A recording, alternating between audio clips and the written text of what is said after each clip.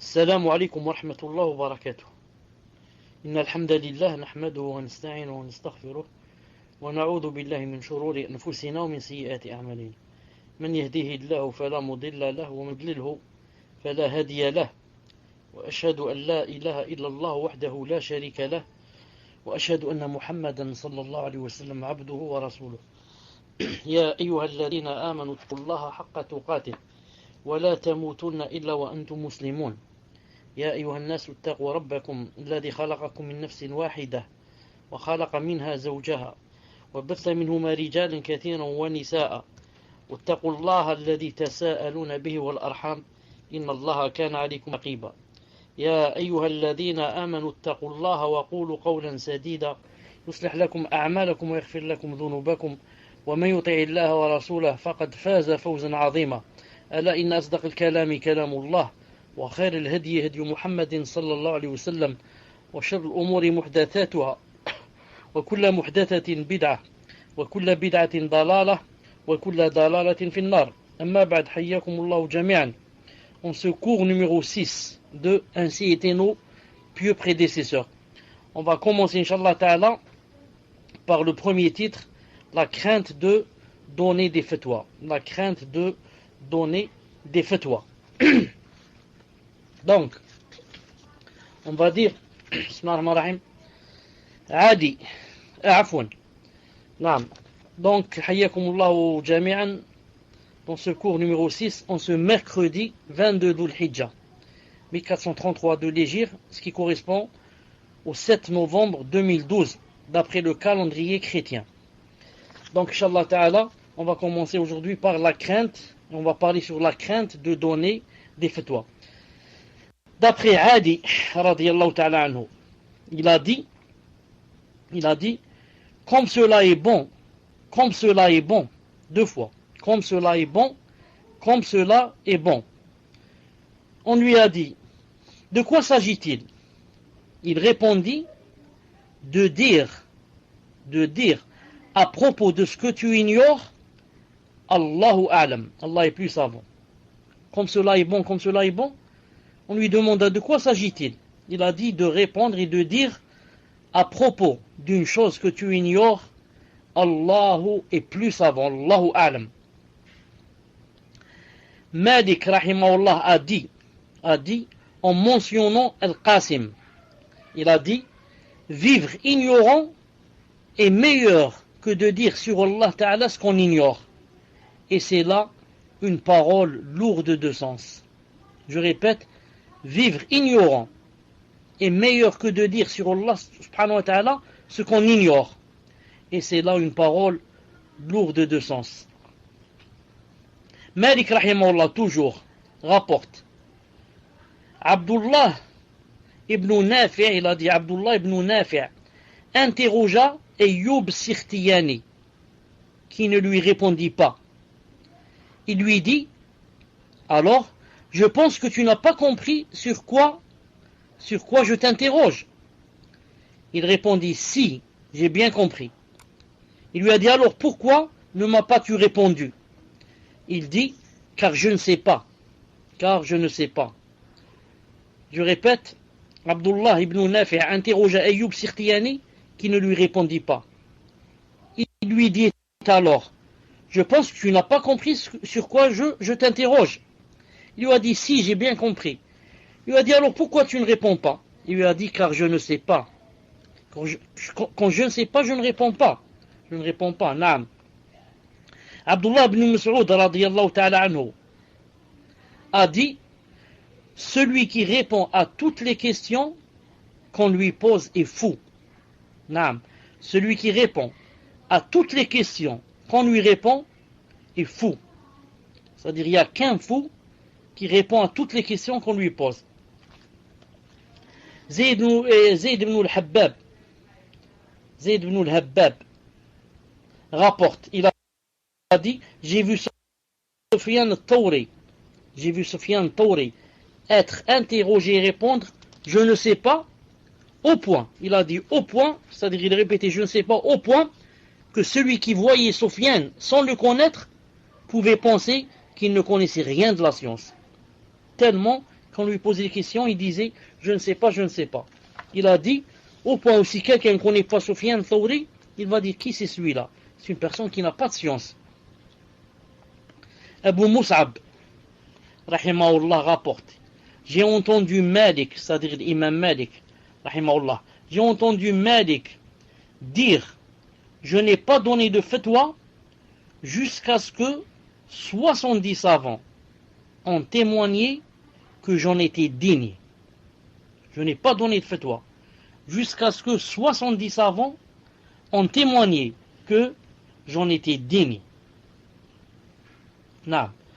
Abu Amr Shibani rapporte, rahimahullah, il a dit, on interrogea Abu Moussa sur une question d'héritage et il se trompa en s'opposant à la réponse donnée par Ibn Mas'ud. Car Ibn Mas'ud a donné une autre réponse.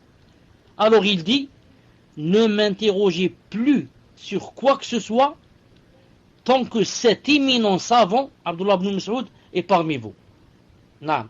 Ne m'interrogez plus dorénavant sur quoi que ce soit tant que cet éminent savant, Abdullah ibn Mas'ud, est parmi vous. Masruq, rahimahullah, a dit. Masruq, c'est qui? C'est un tabi'i, le fils d'un sahabi. Qu'est-ce que ça veut dire Masruq en arabe? Masruq, ça vient du verbe saraqa. Saraqa, il a volé. Masruq, c'est quelqu'un qui a été volé. Pourquoi on l'appelle Masruq? Il a été volé autrefois, quand il était enfant. Il a été kidnappé. Ensuite, ses parents l'ont retrouvé. Donc, on l'a appelé Masruq, le volé. Et moi, Masruq a dit, qu'est-ce qu'il a dit? Il a dit, donner une fatwa en toute équité et vérité, mais préférable au fait de partir en expédition une année entière. Il a dit, si je donne une fatwa, quelqu'un donne une fatwa, mais vraiment qui concorde avec le Coran et la Sunna, pour moi c'est préférable que d'aller pendant une année à faire une expédition, à faire des expéditions. Ibn Abi Layla rahimahullah rapporte, il a dit, j'ai rencontré 120 compagnons du prophète sallallahu alayhi wa sallam parmi les Ansar, et lorsque l'un d'eux était interrogé, il souhaitait que son frère le remplace en cela. J'ai rencontré 120 compagnons du prophète, alayhi salam, 120, parmi les Médinois. Et lorsque l'un d'eux était interrogé, il souhaitait que son frère le remplace en cela. C'est ça, la sincérité. Quand tu es avec quelqu'un, tu es sûr, par là, tu le connais bien. Il a une tazkiya, tout le monde parle de lui en bien de science. Et tu es sûr qu'il est mieux que toi, que Allah Ta'ala lui a donné plus de haine que toi. Et que tu parles en sa présence, ça veut dire que tu cherches quoi? Tu cherches la réputation. Tu cherches que les gens te font des éloges. Car si tu étais sincère, tu n'aurais pas parlé. Tu as dit non, demandez à X. Pourquoi? X est avec nous, subhanallah. Ou bien, il est dans notre même ville. Pourquoi tu me demandes à moi alors que lui il est plus savant? Donc, si tu parles en présence de quelqu'un qui a plus de haine que toi, ça veut dire en général que tu cherches quoi? Que tu cherches l'éloge des gens. Et tu cherches la réputation. Sauf si quoi? Sauf si celui qui est plus savant que toi t'a donné l'autorisation et t'a dit parle. Je ne veux pas parler aujourd'hui. Ou bien il veut te voir quel est ton niveau. Il te dit mal, je parle et moi je corrige. Naam. Et comme ça. Sha'bi, rahimahullah, l'un des grands tabi'in, qu'est-ce qu'il a dit? Il a dit, je ne sais pas, ça veut dire Allahu a'lam. Quand tu dis je ne sais pas, il a dit, ça représente la moitié de la science. Donc la science, ça se divise en deux moitiés. L'une des deux moitiés, c'est de dire quoi? C'est de dire je ne sais pas quand tu ne sais pas. Et de ne pas commencer à essayer de faire croire que tu sais et que tu as oublié ou là. Non, je ne sais pas. Après, je te donne la réponse. Je ne connais pas la réponse. Ça fait partie de la moitié de la science. L'imam Malik rahimahullah rapporte. Al-Qasim se rendit chez un des gouverneurs de Médine. Al-Qasim se rendit chez un des gouverneurs de Médine qui l'interrogea. Et il répondit, fait partie du respect dû à sa personne de ne dire que ce concerne d'une science certaine. Il lui a posé une question, il ne connaît pas la réponse. Il a dit, c'est le gouverneur, pas n'importe qui, il a dit, fait partie du respect dû à sa personne de ne dire que ce concerne, le verbe cerner, on connaît parfaitement, que ce concerne d'une science certaine. Allahu Akbar. Il n'a pas dit, c'est un gouverneur, je dois répondre, hein. Il va dire comment celui-là il ne sait pas, alors qu'on croyait qu'il était savant, donc je vais l'éloigner de moi, je vais ramener un autre savant le rapprocher de moi. Tout ça, il n'y avait pas dans leur cœur, il n'y avait pas dans leurs intentions. Ils vivent pour Allah subhanahu wa ta'ala. J'ai la réponse, je la dis. Naam, je la dis pour le visage d'Allah. Je ne la connais pas, je dis Allahu a'lam pour le visage d'Allah subhanahu wa ta'ala aussi. Naam. Mus'ab ibn Hayyan, rahimahullah, rapporte. Il a dit, j'étais auprès de Ata ibn Abi Rabah, un grand tabi'i. Lorsqu'on lui posa une question et qu'il répondit, Allahu a'lam, il a dit comme ça, Allahu a'lam représente la moitié de la science. Et dire on dit, lorsque tu dis on dit ceci, on dit cela, c'est la moitié de l'ignorance. Non. Donc quand tu as une réponse, si tu dis, tu n'as pas de réponse, afwan, si tu dis Allahu a'lam, c'est la moitié de la science. Et si tu dis on a dit ceci, on a cela, il a dit c'est la moitié de l'ignorance. La moitié de l'ignorance. Abu Hilal rapporte, rahimahullah, j'ai posé une question à Qatada qui me dit, je ne sais pas. Je lui ai demandé alors son avis personnel sur la question. Je lui ai dit, Mali, je ne sais pas, c'est quoi ton avis personnel? Il me répondit, je n'ai pas donné mon avis personnel depuis 40 ans. Et il avait alors 50 ans. Il a dit, ça fait 40 ans que je n'ai pas donné mon avis personnel. Allahu Akbar. Khalid ibn Khaddash rahimahullah rapporte, j'ai posé 40 questions à Malik, Imam Malik rahimahullah, très connu, nous savons de Médine. Il a dit, j'ai posé 40 questions à Malik. Il n'a répondu qu'à 5 d'entre elles. Allahu Akbar. J'ai posé 40 questions à l'imam Malik rahimahullah et il n'a répondu qu'à 5 d'entre elles. C'est-à-dire, à 35 questions, il a dit Allahu a'lam. Allahu a'lam, Allahu a'lam, Allahu a'lam, 35 questions. Et 5 seulement, il a dit, voilà la réponse. Subhanallah al-azim. Ali ibn al-Madini, rahimahullah, Ali ibn al-Madini, c'est l'un des professeurs de Bukhari, rahimahullah. Ali ibn al-Madini rapporte, lorsqu'on interrogeait Sufyan ibn Uyayna, rahimahullah, il répondit Allahu a'lam. Nous demandions alors, qui devons-nous donc interroger? Subhanallah, si toi le savant, tu dis Allahu a'lam. Et nous donc, qui on va demander? À qui on va demander? Il répondait, interroger les savants et demander à Allah Ta'ala la réussite. Naam. Interroger les savants et demander à Allah subhanahu wa ta'ala le salut et la réussite. On demanda à Suhnun. Naam. On lui demanda, l'un des adeptes de l'imam Malik, on lui demanda, le savant peut-il dire, je ne sais pas, en ce qu'il sait? Est-ce que le savant peut dire, Allahu a'lam, en une chose qu'il sait? On te dit par exemple, combien il y a de salat en islam? Et tu sais qu'il y a 5 salats obligatoires. On te dit, combien il y a de salat obligatoires en islam? Est-ce que tu peux dire...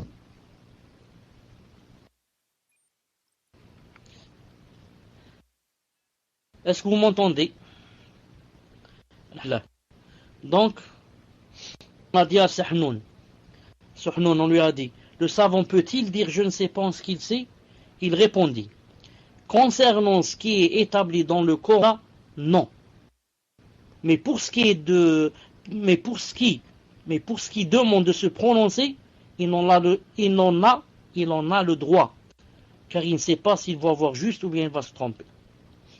Donc, Suhnun, qu'est-ce qu'il a dit?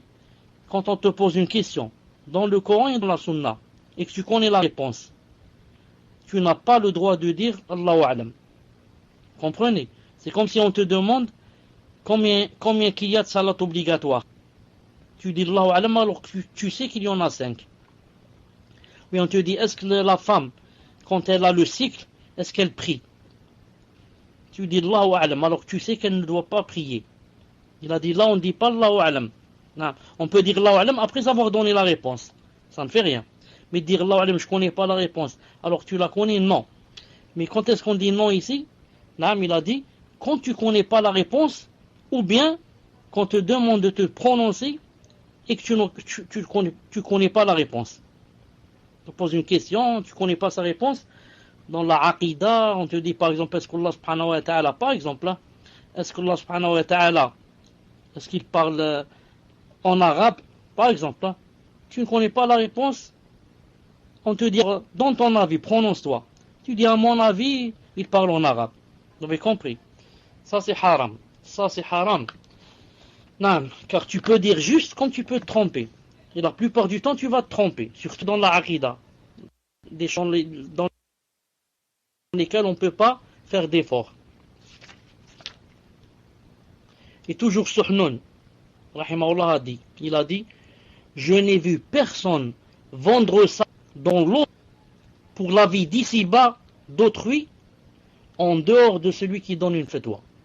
Je n'ai vu personne vendre sa vie dans l'au-delà pour la vie d'ici-bas d'autrui en dehors de son une fatwa. Celui qui donne une fatwa, il a dit c'est comme s'il avait vendu sa vie de l'au-delà pour la vie d'ici-bas, pour la vie d'ici-bas. Quand on dit donner une fatwa, ce n'est pas répondre, comme je viens de dire, à quelque chose que tu connais. Donner une fatwa, ça veut dire qu'il y a une chose nouvelle qui vient de se produire, une chose nouvelle. Et dont les savants n'ont pas encore parlé. Et on te demande de chercher c'est quoi la fatwa. Vous comprenez? C'est ça la fatwa. Quand on dit X, il donne des fatwas par exemple. C'est que tu réponds à une question qui a une situation nouvelle, qui ne s'est pas encore produite dans les temps du prophète ou bien des sahabis ou bien des salafs ou bien des savants. Et on te demande si je puis dire par exemple, c'est un exemple. Par exemple, ce qui est nouveau par exemple, comme maintenant de nos jours, l'insémination avec intra, je ne sais pas quoi, etc. Des choses dont peut-être les savants n'ont pas encore parlé. Une chose nouvelle. Et toi, tu vas donner une fatwa. Tu vas dire oui, telle chose est permise. Ou bien non, elle n'est pas permise. Et comme ça. Là, tu vas donner donc une fatwa. Donc tu vas quoi? C'est comme si tu allais vendre ton au-delà pour ce bas monde. Toujours Sahnun, rahimahullah, a dit, je connais des questions pour lesquelles on connaît 8 avis de 8 imams. Je connais des questions pour lesquelles on connaît 8 avis. Il y a 8 avis de 8 imams dans cette question. Alors comment devrais-je m'empresser de répondre? Il a dit, alors comment je dois m'empresser de répondre? Alors qu'il y a 8 imams qui ont parlé dans cette chose et il y a 8 avis différents. Comment donc vais-je m'empresser de répondre comme ça? Et toujours, Suhnun rahimahullah a dit, il a dit, répondre rapidement, de manière exacte, à une question, répondre rapidement, de manière exacte, à une fatwa, il a dit, c'est une tentation plus grande que celle de l'argent. C'est une tentation, c'est pas là, dans le cœur, qui est plus grande que la tentation de l'argent. Qui n'aime pas l'argent, qui n'aime pas avoir beaucoup d'argent. C'est une tentation. Il a dit, mais répondre comme ça, vite à une fatwa, il a dit, c'est une tentation plus grande que la tentation de vouloir amasser de l'argent.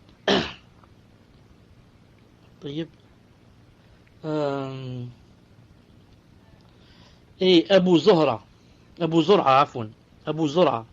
rahimahullah, écoutez ce qu'il a dit. Écoutez ce que Abu Zur'a, rahimahullah, il a dit, m'étonne de celui qui se prononce sur les questions de divorce. Écoutez bien, divorce, la France, divorce.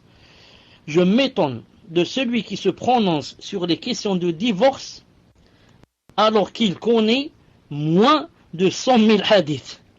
Allahu Akbar, ça fait rire. Il a dit, je m'étonne sur celui qui se prononce sur les questions de divorce, alors quoi? alors qu'il connaît 100 000 hadiths. Il a dit, subhanallah, il y a des personnes qui ne connaissent que 80 000 hadiths, ou bien 90 000 hadiths, c'est tout, et il parle sur le divorce. Il a dit, c'est étonnant. Il faudrait connaître au moins 100 000 hadiths pour parler dans le divorce. Subhanallah l'azim. Le divorce, parler de divorce et de dire telle femme est divorcée, n'est pas divorcée, c'est vraiment difficile, c'est vraiment grave aussi. C'est pour ça que je ne sais pas si vous avez remarqué, ceux qui ont la télé par exemple, qui entendent le mufti d'Arabie Saoudite chaque vendredi qui répond en direct. J'ai oublié si c'est dans... mais je sais pas. Quand on lui pose la question de réponse, la question sur le divorce, il dit aller au tribunal. Barakallahu fikum, aller au tribunal, exposer au juge, Inch'Allah Ta'ala, il va répondre. Car Allah Ta'ala a donné au juge cette capacité de pouvoir trancher entre les gens. S'il dit juste, il aura 2 récompenses. S'il dit faux, il aura quand même une récompense.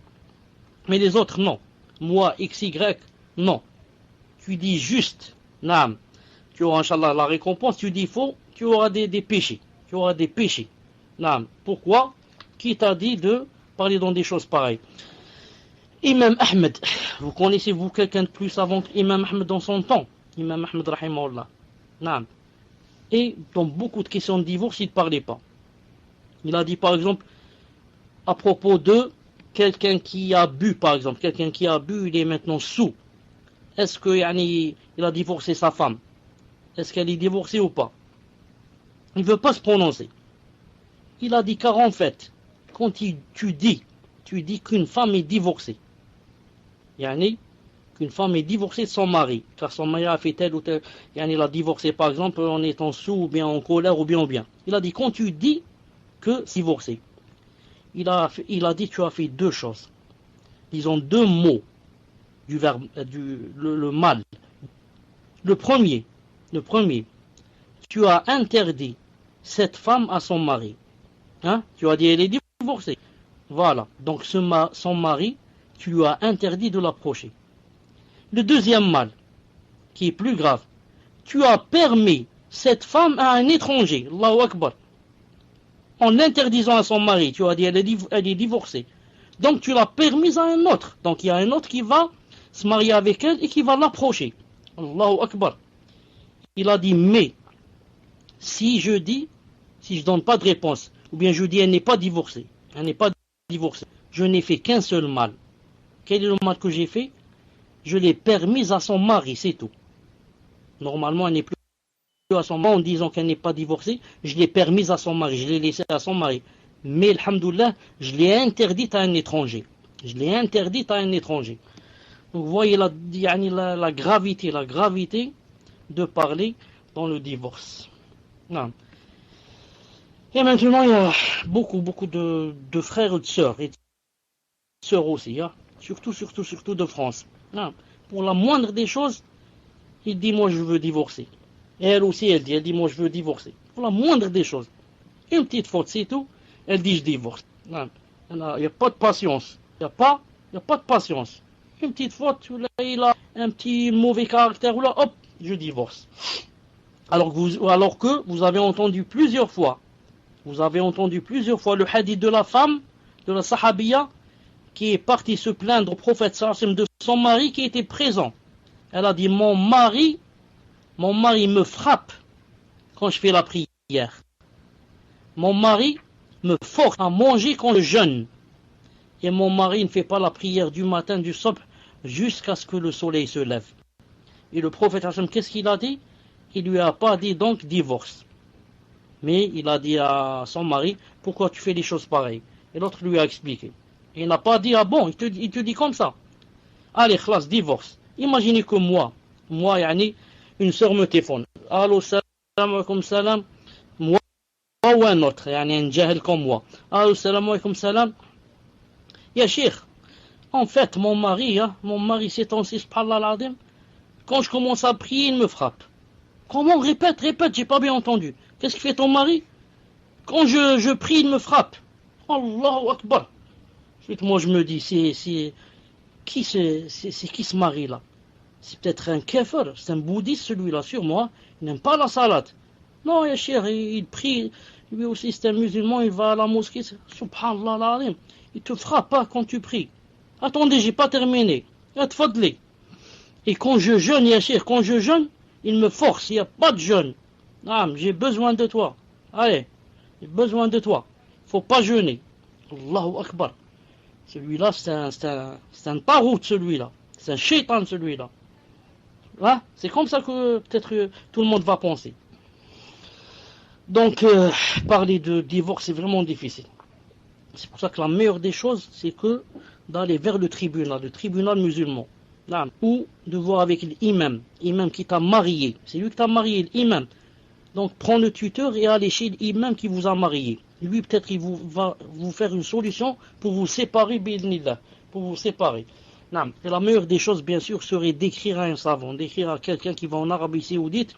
Tu lui donnes une lettre. Tu écris ton cas et tu demandes à quelqu'un de traduire en arabe et tu l'envoies là-bas. Quelqu'un qui va Umrah ou Hajj. Quand il te revient avec une réponse. Il t'a dit, le grand savant X t'a dit, tu es divorcé. Khlas. Alhamdulillah, tu es divorcé.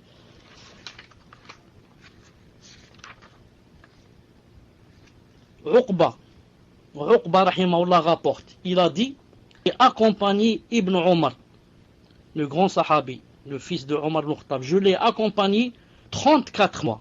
34 mois. Et très souvent, il était interrogé et répondait Allahu A'lam. Il a dit, je l'ai accompagné 4 mois. Et plusieurs fois, je l'entendais. On le questionnait, qu'est-ce qu'il disait? Allahu A'lam. Puis une fois, il se tourna vers moi et me dit, sais-tu ce qu'il cherche? Ceux-là, les gens qui me posent des questions. Est-ce que tu sais ce qu'ils cherchent?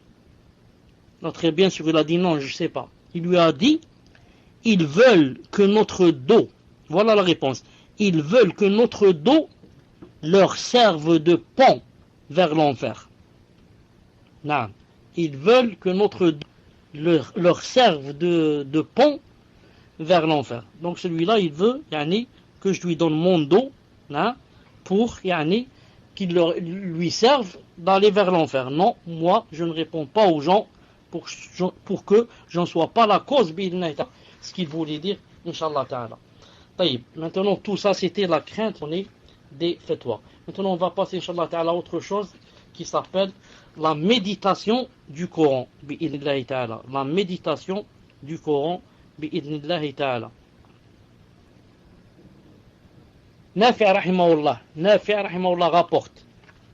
Il rapporte que lorsque Ibn Omar, Abdullah ibn Omar, radiyallahu ta'ala anhu, récitait le Coran, il réprouvait qu'on lui parle jusqu'à ce qu'il termine de lire ce qu'il voulait. Lorsqu'Abdullah ibn Omar récitait le Coran, il réprouvait, il ne voulait pas qu'on lui parle jusqu'à ce qu'il termine de lire ce qu'il voulait. C'est pour ça que quelqu'un, quand il veut lire le Coran, il veut lire surtout du livre, c'est difficile de lire comme ça, par exemple, être dans une pièce avec les enfants et sa femme, etc., et lire. Parce que quoi? À chaque minute, il y a quelqu'un qui va te poser une question, ou bien qui va te dire une chose, ou bien qui va te demander une chose, ou bien, surtout s'il y a les enfants. Celui-là, il vient sur ton giron, celui-là, il monte sur ta tête, celui-là, c'est pas possible de lire comme ça. C'est pas possible de lire comme ça. C'est pour ça que des fois, moi je pense, Wallahu ta'ala alam, que quand quelqu'un est en train de lire, par exemple le Coran, et qu'il voit par exemple qu'il n'a pas le cœur, il n'a pas le cœur dans le Coran, il est en train de penser à des choses, à chaque fois on le coupe, il répond, à chaque fois il dit ceci, ferme la porte, éteins la lumière, ceci, cela, il vaut mieux qu'il arrête. Il vaut mieux qu'il arrête, qu'il ferme le livre, plutôt que de lire comme ça et de ne pas avoir la tête avec lui, et ni le corps avec lui. Qu'il ferme le livre jusqu'à ce qu'Inch'Allah qu'il soit au moment opportun, où il se sent seul, où là il est seul, où là il a fermé la chambre, où là il commence à lire. Sinon, c'est pas une bonne façon de lire. Al-Muhim. Nafi', attendez, ça rapporte aussi, Nafi', rahimahullah, rapporte aussi que lorsqu'Ibn Omar, toujours Abdullah ibn Omar, lorsqu'Abdullah ibn Omar, radiyallahu ta'ala anhu, réciter ce verset, le verset où Allah Ta'ala a dit Alam ya'ni lilladhina amanu an takhsha'a qulubuhum li dhikrillah. Alam ya'ni lilladhina amanu an takhsha'a qulubuhum li dhikrillah. C'est-à-dire en français le verset, le temps n'est-il pas venu pour ceux qui ont cru, ou ceux qui croient, que leur cœur s'emplisse de crainte à la mention d'Allah Azza wa Jal. Lorsqu'il lisait ce verset, le moment n'est-il pas venu pour ceux qui ont cru que leur cœur s'humilie à l'évocation d'Allah Azza wa Jal et devant ce qui est descendu de la vérité? C'est-à-dire, c'est une question. Une question, Allah subhanahu wa ta'ala, il blâme. Il dit, le moment n'est-il pas venu pour ceux qui ont cru que leur cœur se remplisse d'humilité lorsqu'ils invoquent Allah subhanahu wa ta'ala? Et pour le Coran qui est descendu, il a dit, alors Abdullah ibn Omar pleurait jusqu'à être pris de sanglots. Lorsqu'Abdullah ibn Omar arrivait à ce verset-là, Alam ya'ni lilladhina amanu an takhsha'a qulubuhum li dhikrillah, il a dit, il pleurait jusqu'à être pris de sanglots. Abdullah ibn Mas'ud radiyallahu ta'ala anhu a dit, ces cœurs, les cœurs là, les cœurs que nous avons, ne sont que des récipients. Ce sont en fait des récipients.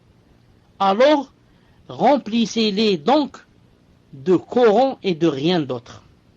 Il a dit, nos cœurs ne sont que des récipients. C'est un récipient qui est là vide et qui t'attend. Avec quoi tu vas le remplir? Il a dit, remplissez-le de Coran et de rien d'autre. Quand on dit Coran et Sunna, bien sûr. Remplissez-les de ces choses-là. C'est tout, pas d'autre chose. Allah Ta'ala dit dans le Coran, j'ai cité une fois le verset, Ma ja'ala Allahu li rajulin min qalbayni fi jawfihi. qu'Allah Ta'ala n'avait pas créé à un homme deux cœurs à la fois, que on n'a qu'un seul cœur. Donc le cœur c'est un récipient. Tu ne peux pas le remplir de deux choses contradictoires à la fois. Tu ne peux pas le remplir de Coran et de musique par exemple. Choisis. Remplis-le de Coran ou bien de musique.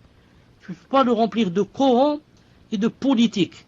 Tu ne lis que la politique, tu ne lis que les journaux, tu n'écoutes que ce que disent les députés, les maires et je ne sais pas quoi. Tu ne peux pas. Ton cœur, et il ne peut pas prendre les deux choses à la fois. Choisis. Remplis-le de ce qu'aime Allah Ta'ala, de la Sunna, ce qu'ont dit les savants, ou bien remplis-le de politique et d'autres choses. Non.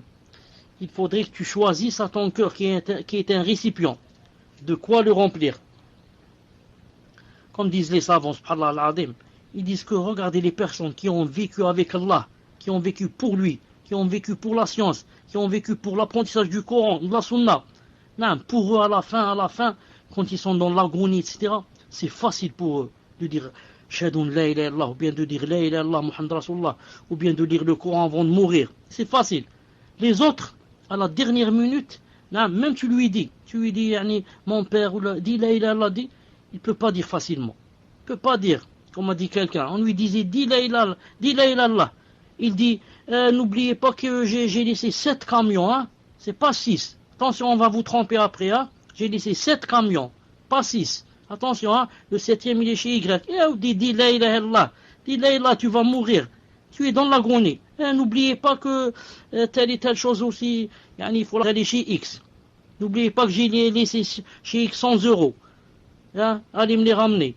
Subhanallah al-Azim. Ibn al-Qayyim rahimahullah dit, on disait à quelqu'un, dis la ilaha illallah avant de mourir. Dis la ilaha illallah. Il disait, tin, tin, tin, tin, tin, tin, comme ça. Tin, tin, tin, tin, tin, tin. Pourquoi il a dit toute sa vie, il jouait de la guitare. Tin, tin, tin, tin, tin, tin. Dis la ilaha illallah, tu vas mourir. Tin, tin, tin, tin, tin. La hawla wa la quwwata illa billah. Donc, il ne fait pas exprès. C'est d'après comment tu as vécu. Non. Qu'est-ce qu'il y a dans ton cœur?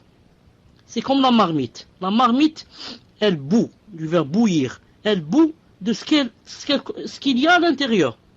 Tu as mis des pommes de terre, c'est la pomme de terre qui bout. Tu as mis des lentilles, c'est les lentilles, c'est l'odeur des lentilles. Et comme ça. Tu ne peux pas mettre des pommes de terre et ensuite tu vas découvrir, tu vas trouver des poissons. C'est pas possible. C'est la pomme de terre. La même chose ce qui sort de ta bouche. Ce qui sort de ta bouche, c'est d'après ce qu'il y a dans ton cœur. ce qu'il y a dans ton cœur. Regardez, il y a des gens, par exemple, qui se sont donnés à fond à la politique. Dis-lui de te citer un seul, je parle des musulmans, dis-lui de te citer un seul hadith, un seul, le hadith le plus connu, innamal a'malu binniyat. Il ne peut pas te le citer. Il ne peut pas, il ne connaît pas. Non, seulement la politique, les députés, les maires, les juges, les ceci, cela. Regardez les gens qui sont accros au football. Football. Parle-lui de qui tu veux des footballeurs, il va te le citer. Avec, comment s'appelle sa femme et ses enfants. Dans quelle équipe il joue? Quel est le dernier match qu'il a joué? Quel est le numéro qu'il porte dans son tricot? Dans quel club il est? Où est-ce qu'il était? Où est-ce qu'il va aller? Ceci, cela, par cœur, il connaît par cœur. Dis-lui maintenant de te parler de Abu Huraira. C'est qui Abu Huraira? Parle-moi un peu de lui. Il ne peut pas. Il ne le connaît pas. Il n'a jamais entendu ce sahabi. Pourquoi? Il n'a pas vécu pour ces choses-là. Il a vécu pour le football. Du matin au soir, football. Ses amis, tous parlent du football. Ses connaissances ne parlent que du football. Là, son cœur, il est seulement pour le football. Subhanallah. Qu'Allah subhanahu wa ta'ala nous préserve. Taïb. Vous m'entendez toujours? Alhamdulillah. Nafi' rapporte toujours. Quand je dis Nafi', c'est le valet. C'est le valet de Abdullah ibn Omar, le fils de Omar Mukhtab. C'est son valet. Il était toujours avec lui, donc il le connaissait très bien. Il rapporte, il a dit, lorsque Abdullah ibn Omar récitait dans la prière un verset comportant une mention du paradis, il s'arrêtait et demandait à Allah Azza wa Jalla le paradis. Et il invoquait Allah subhanahu wa ta'ala et pleurait. Et lorsqu'il récitait un verset comportant une mention de l'enfer, il s'arrêtait, invoquait et demandait pardon à Allah subhanahu wa ta'ala. Et ça, en fait, c'est quoi? C'est la sunna du prophète sallallahu alayhi wa sallam. C'est la sunna du prophète sallallahu alayhi wa sallam que quand il lisait dans la prière de la nuit, et pas dans la salat obligatoire, ça se fait pas. Seulement dans la prière nafila ou bien spécialement celle de la nuit. Quand tu récites un verset, tu arrives à un verset où il y a le paradis, par exemple, tu dis que tu es en train de réciter, tu dis tu t'arrêtes. Tu demandes à Allah subhanahu wa ta'ala de faire de sorte que tu sois de ceux-là, tu sois parmi eux. Tu demandes toi aussi à Allah subhanahu wa ta'ala de faire entrer au paradis. Et quand on arrive à un verset, bon, je ne sais pas ce qui s'est passé exactement. Je ne sais pas ce qui s'est passé exactement. Malish.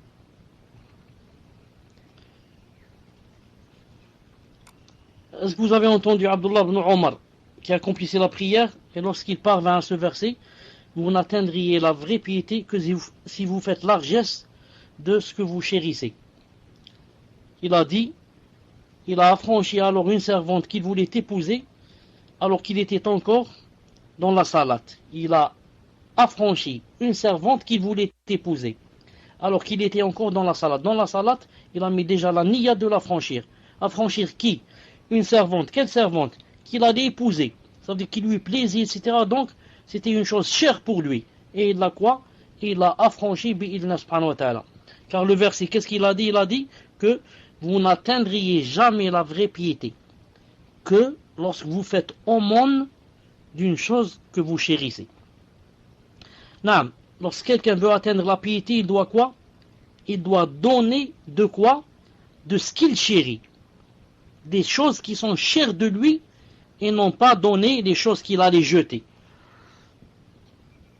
Certaines personnes, par exemple, des vêtements qu'ils doivent jeter. Il va dire, pour ne pas jeter ça, je vais les donner en aumône. Inch'Allah ta'ala, tu auras quoi? Tu auras des récompenses. Inch'Allah ta'ala.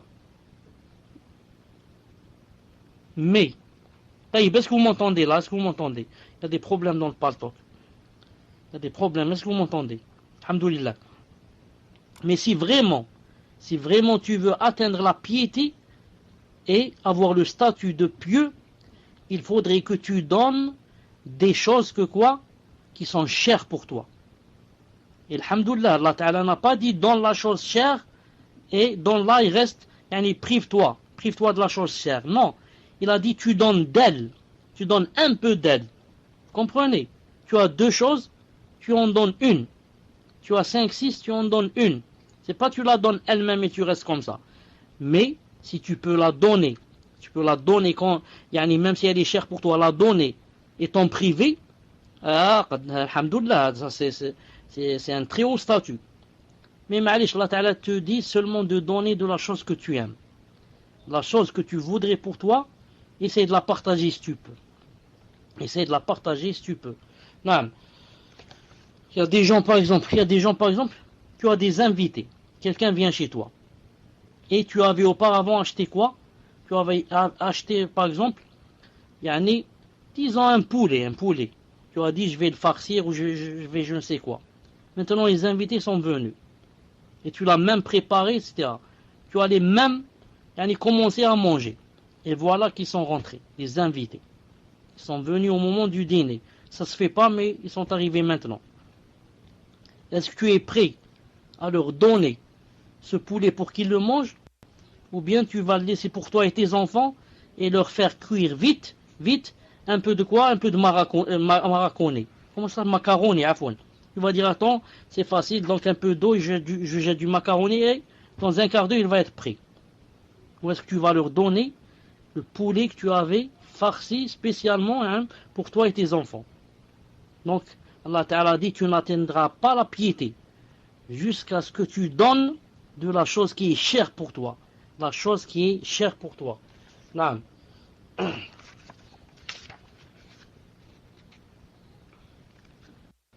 Toujours Nafi' rapporte de Abdullah ibn Omar radiyallahu ta'ala anhu. Il a dit, Ibn Omar n'a jamais récité ces 2 versets de la fin de la sourate al-Baqarah sans pleurer. Jamais il n'a récité ces 2 versets sans pleurer. Les versets qui disent وَإِن تُبْدُوا مَا فِي أَنفُسِكُمْ وَتُخْفُوهُ يُحَاسِبْكُمْ بِهِ اللَّهُ وَإِن تُبْدُوا مَا فِي أَنفُسِكُمْ وَتُخْفُوهُ يُحَاسِبْكُمْ بِهِ اللَّهُ. Que vous manifestiez ce qui est en vous ou que vous le cachiez, Allah Ta'ala vous en demandera compte. Et il disait, c'est là un compte difficile. Car Allah Ta'ala a dit que vous manifestiez ce qui est en vous, dans vos cœurs, ou bien que vous le cachiez, Allah Ta'ala va vous demander demain le compte de cela. C'est pour cela que vraiment il avait peur et il disait c'est un compte difficile. Abdullah ibn Abi Malika rapporte, il a dit, j'ai accompagné Ibn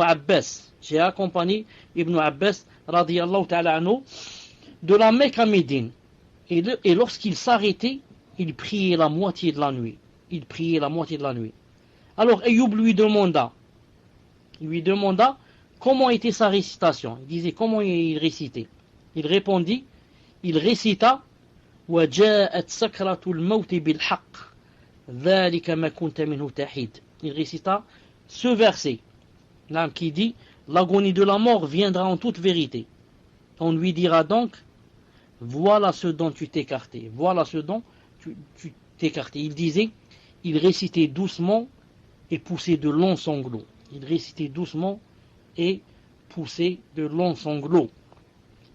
L'agonie de la mort viendra en toute vérité.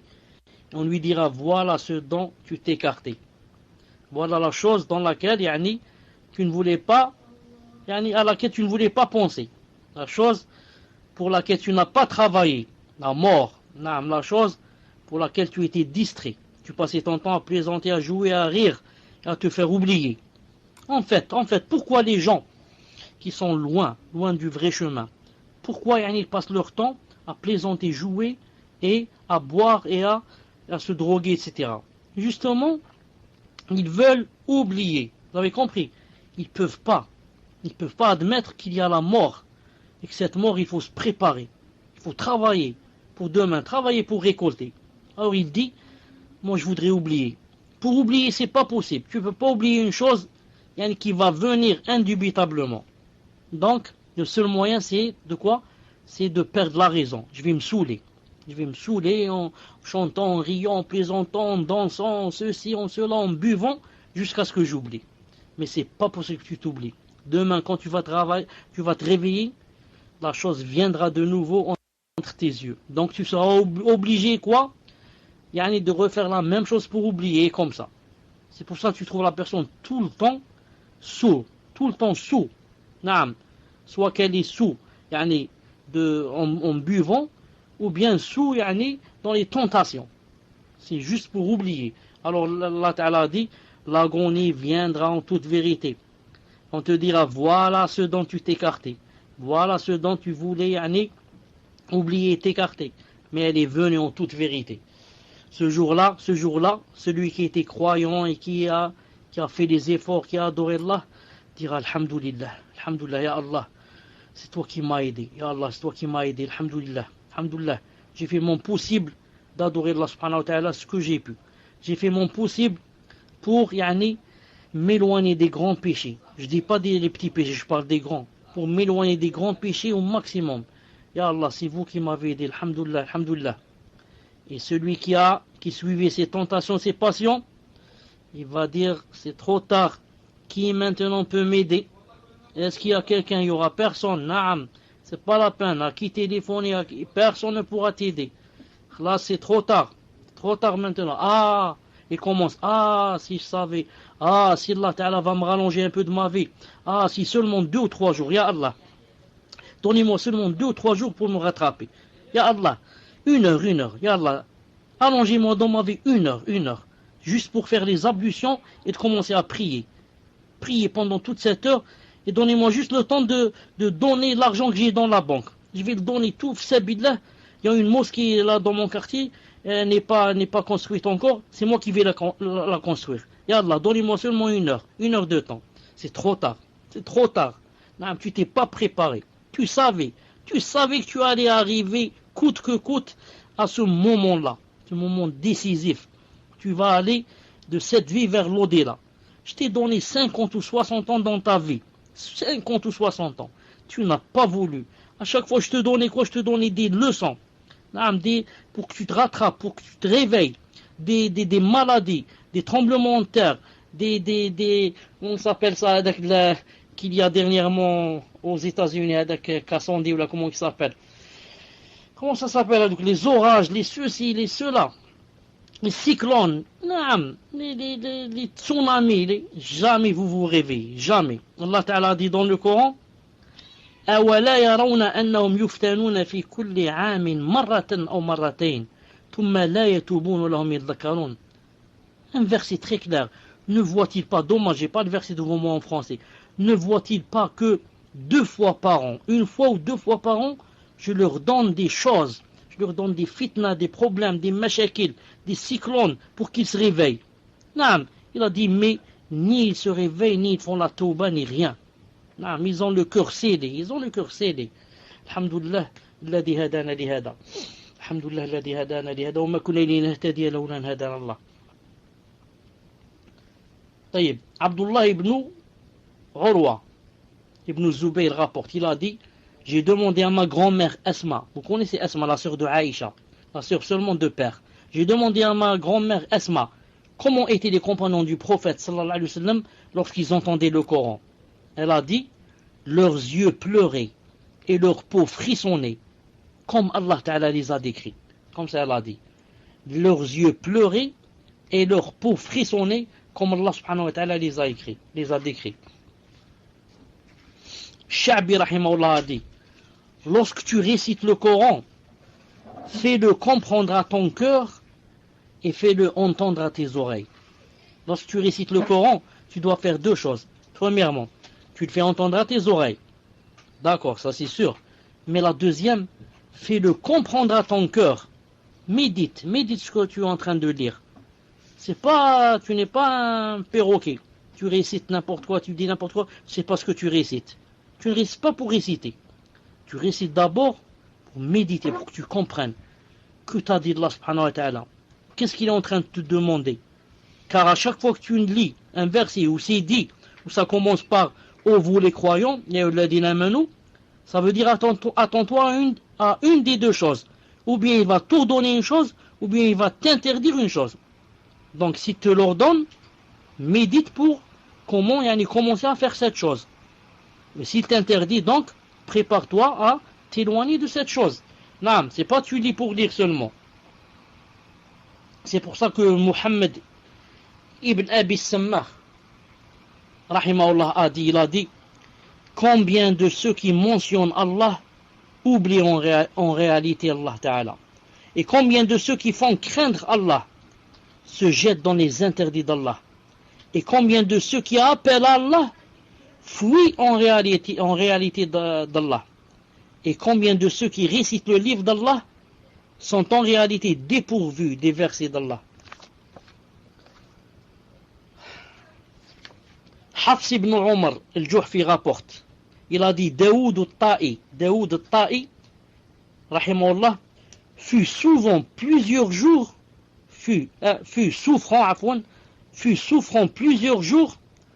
en raison du fait qu'il récita un verset comportant une mention de l'enfer, qu'il le répéta plusieurs fois dans la nuit et se réveilla ensuite malade.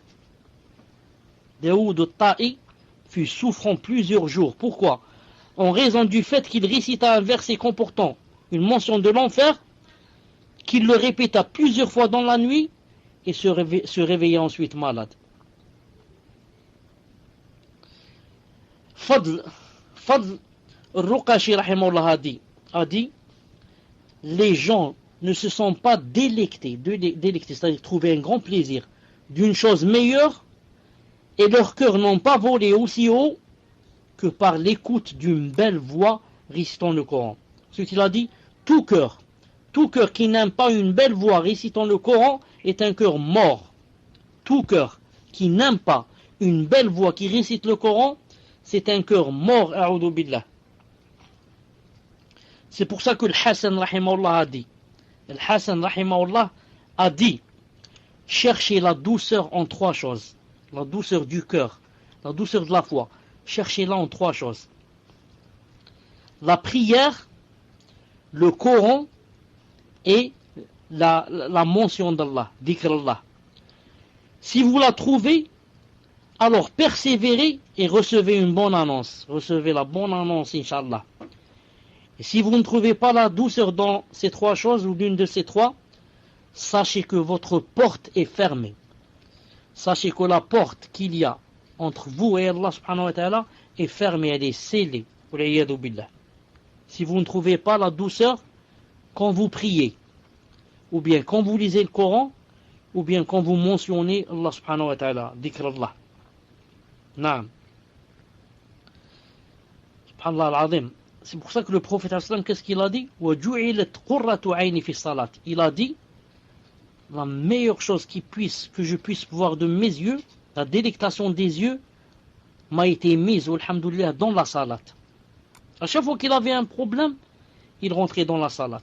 Et quand il priait, il disait à Bilal avant de prier, Ya Bilal, arihna biha, Ya Bilal, yani, appelle à la salat pour que, on se repose.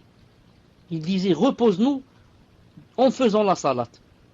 C'est pas viens on va prier pour se reposer.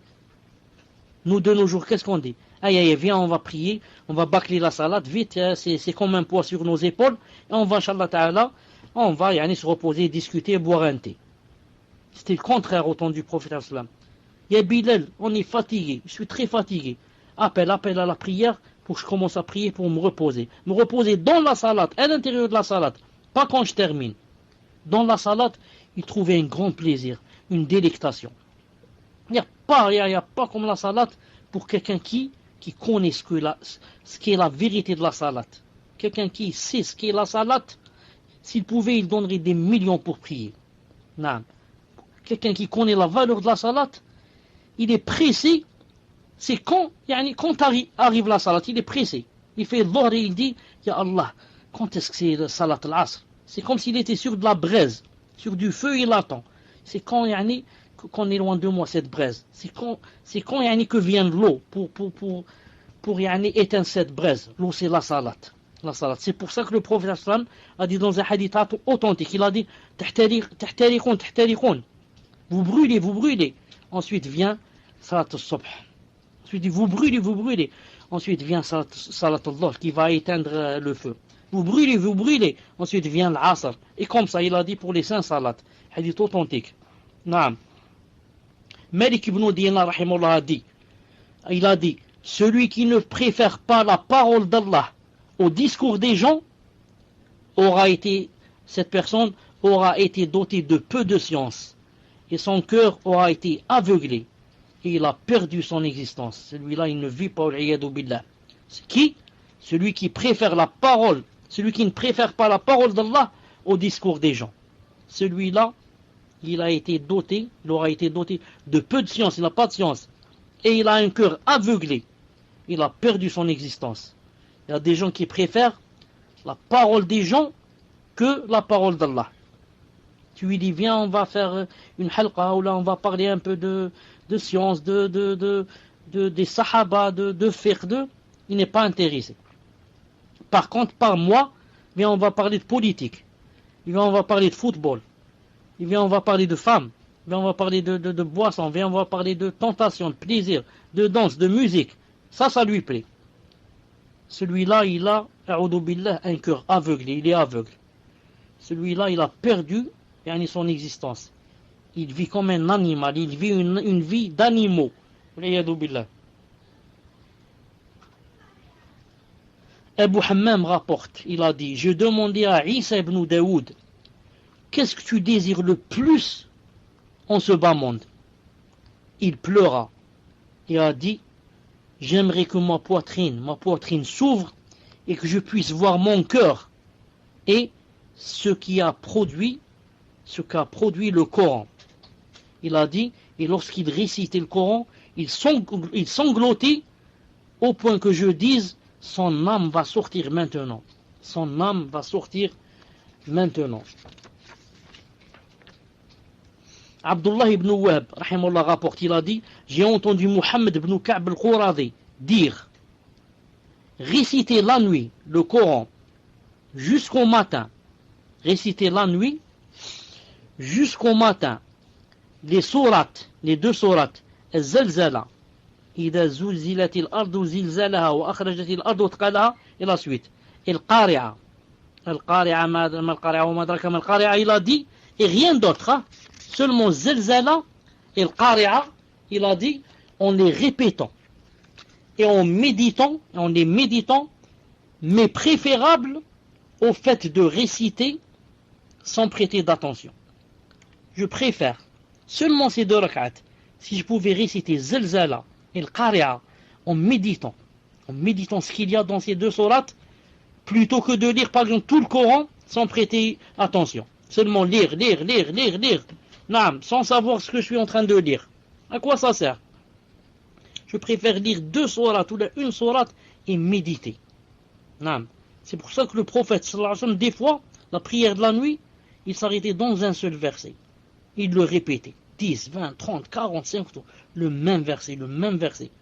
Plutôt que de lire sans avoir le cœur, comme j'ai dit. C'est pour ça que le Hassan, rahimahullah, a dit, par Allah, fils d'Adam, par Allah, si tu récites le Coran, puis crois en lui, alors ta tristesse en ce bas monde se prolongera. Ta peur s'intensifiera et tes pleurs augmenteront. Pourquoi nous on lit Coran ou là on n'est jamais triste, on ne sent pas la tristesse dans le cœur? Pourquoi on n'a pas peur? Pourquoi il n'y a jamais de pleurs? Pourquoi? Parce qu'on récite le Coran sans le méditer. On récite sans méditation. Ishaq ibn Ibrahim rapporte, il a dit, la récitation de Al-Fudayl ibn Ayyad était triste, lente, comme s'il s'adressait à quelqu'un. Et lorsqu'il récitait un verset comportant une mention du paradis, il le répétait. Sufyan ibn Uyayna, rahimahullah, rapporte, il a dit, par Allah, vous n'atteindrez le sommet de cette chose que lorsque vous aimerez Allah plus que toute autre chose. Et celui qui aime le Coran aime Allah. C'est dommage. Il y a des gens qui n'ouvrent le Coran qu'une fois par an. Des gens comme ça, beaucoup, les gens de la masse. Seulement le Ramadan, il va lire quelque chose du Coran, ou bien il va lire tout le Coran. Mais seulement le Ramadan. Wallah, on a plein de gens pareils. Jamais, toute l'année, il ne lit le Coran. Jamais. Il n'ouvre le livre ni le lit. Alors que le Coran, comme a dit le prophète, c'est un câble. D'un côté, il y a toi, et de l'autre, il y a Allah subhanahu wa ta'ala. Subhanallah al-azim. Et regardez les gens combien, ils délaissent ce câble. Ils ne tiennent pas en ce câble. Naam. Ali ibn al-Madani, le chef de Bukhari rahmahullah, rapporte, il a dit, nous étions chez Yahya ibn Sa'id lorsqu'un homme récita Sourate al-Dukhan et Yahya s'évanouit. Nous étions chez Yahya ibn Sa'id lorsqu'un homme commence à réciter Sourate al-Dukhan, alors Yahya tomba évanoui. Il a fallu de l'eau pour le réveiller. Naam. Al-Qasim ibn Abi Ayyub rahimahullah rapporte. Al-Qasim ibn Abi Ayyub rahimahullah rapporte. Il a dit, j'ai entendu Saïd ibn Jubayr répéter ce verset dans la prière plus de 20 fois. وَاتَّقُوا يَوْمًا تُرْجَعُونَ فِيهِ لله ثُمَّ تُوفَّى كُلُّ نَفْسٍ مَا كَسَبَتْ وَهُمْ لَا يُظْلَمُونَ. J'ai entendu Saïd ibn Jubayr répéter ce verset dans la prière plus de 20 fois, il l'a répété. Et craignez le jour où vous serez ramenés vers Allah. Alors chaque âme sera pleinement rétribuée de ce qu'elle aura acquis et ils ne seront point lésés. Entre parenthèses, apprenez que ce verset qui dit وَاتَّقُوا يَوْمًا تُرْجَعُونَ فِيهِ اللَّهِ ثُمَّ تُوَفَّى كُلُّ نَفْسٍ مَا كَسَبَتْ وَهُمْ لَا يُظْلَمُونَ, c'est-à-dire ce verset que je viens de citer, c'est le dernier verset descendu dans le Coran. Beaucoup de gens croient que le dernier verset qui est descendu, c'est le verset qui dit اليوم أكملت لكم دينكم وأتممت عليكم نعمتي ورضيت لكم الإسلام دينا. Beaucoup de gens se trompent. Ils croient que c'est celui-là le dernier verset. Pourquoi? D'après le sens. اليوم أكملت لكم دينكم. Aujourd'hui, je vous ai parachevé votre religion. Donc ils disent donc c'est le dernier verset. Alors c'est pas celui-là le dernier verset. Mais le dernier verset c'est celui-là.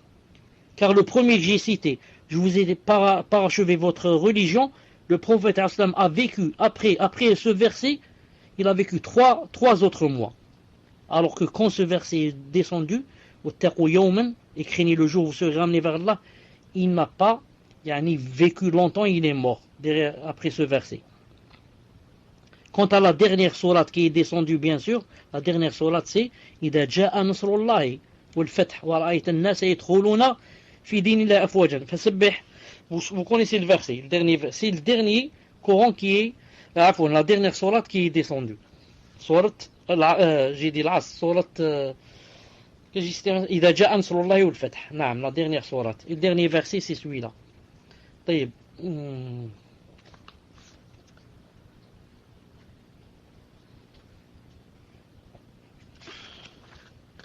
Je préfère m'arrêter ici, Inch'Allah, parce qu'on a pris beaucoup de temps, Inch'Allah Ta'ala, aujourd'hui. J'avais beaucoup de choses aussi à dire, mais je préfère, Inch'Allah Ta'ala, m'arrêter ici. Bon, je vais arrêter avec ce qu'a dit, disons ici, Abu Sulayman.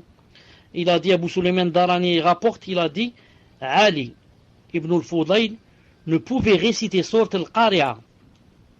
Ali ibn al-Fudayl, il a dit, il ne pouvait réciter Sourate al-Qari'a. Pourquoi il a dit?